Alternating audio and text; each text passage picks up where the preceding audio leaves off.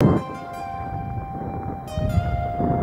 wish I did it in Thailand, actually. My first choice for me personally was in Thailand. We went up to Chiang Mai, northern Thailand, and it was beautiful and stunning, but so difficult to work up in those jungles, you know? So somebody says, why don't we go to Mexico? So we all went to Mexico to look. I said, Acapulco says has good jungles. I look, I said, how can Acapulco have good jungles? It's all nightclubs, you know?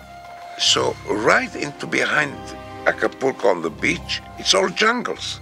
So like half an hour from the hotel, you find everything. So my thing was how to find the more interesting jungle, the boulders, the rivers, the waterfall, to give it a variety and try to make it as Vietnamese as possible. We even built a rice paddy and started growing rice to have it ready for the film, because to give it the idea that you're in Asia. I want a water buffalo to prove that I'm in Asia.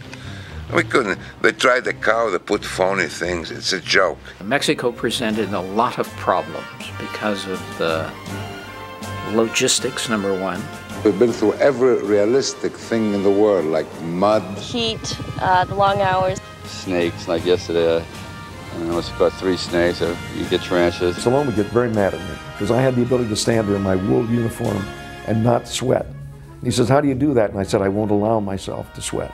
I think I went into a Zen mode. All of Acapulco got so flooded that nobody could get to the sets, and it took us a week to clean up the mess. As I wake up, there's 5 Mexican guys over me, over my bed. I say, what's the matter, what's the matter? And I look up, and the bed is in 1 foot of water. In the middle of a scene, you see a scorpion going up your leg, and you say, wait a minute, do you have an Actors Guild card, or, I mean, are you a...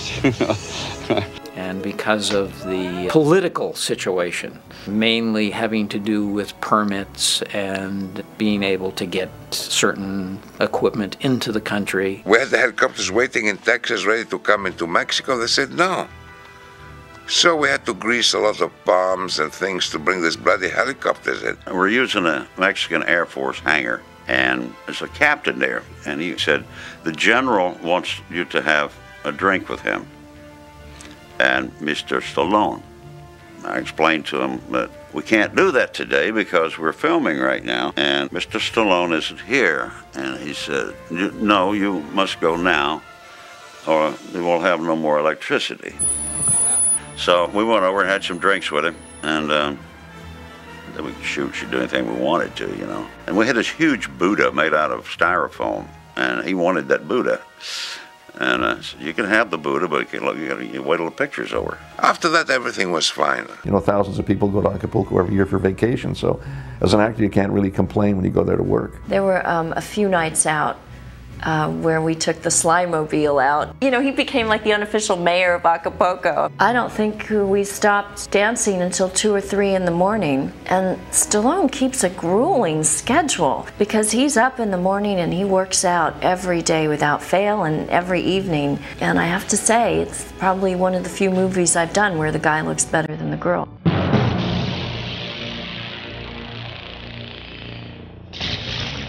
When I first met him, he probably weighed 185 pounds. That guy remolded his entire body. I've never seen anybody do that. I mean, you can't imagine what he put himself through. We'd get up at 5 o'clock in the morning. He would go in, work out on heavy weights, free weights, doing all kinds of exercises. We finished the day's work, a very hard day's work. He'd go back into the gym again and work out again. He was strong, very strong. It was about 8 months of training, 4 hours a day. Toughing myself up, the SWAT combat courses, the archery courses, the survivalist courses. I think the man is nuts because he's given himself things to do in this picture that nobody should ask of themselves. He worked his butt off in that movie. He went into diseased water, mud, he dragged himself. The technical advisors on the show, the men that have actually been through the tours of duty, keep me honest, keep the story honest. Yeah! Dead center, how about it? In the movie, we take shots as far away as 185, 190 feet. And we got lucky on a couple of them. Sly did have another note when he saw the picture. Now, I remember he called it Arrow Fly Time. And it was the amount of time it would take for the arrow to go from the bow to its target.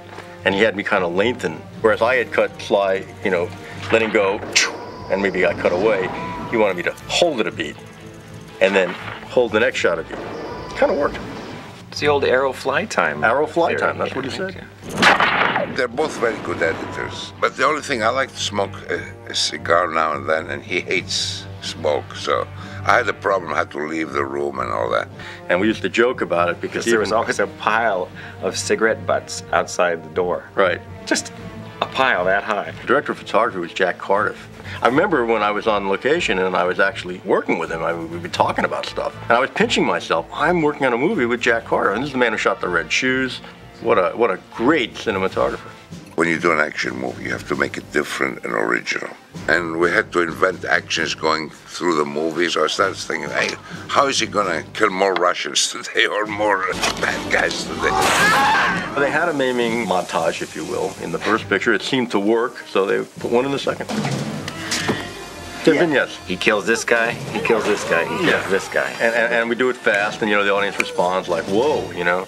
They really responded when he's covered in mud and you rack focus to the eye, and the whole audience always went, oh, cool. So you had to think all the time how you're gonna do all those action scenes, which were all different.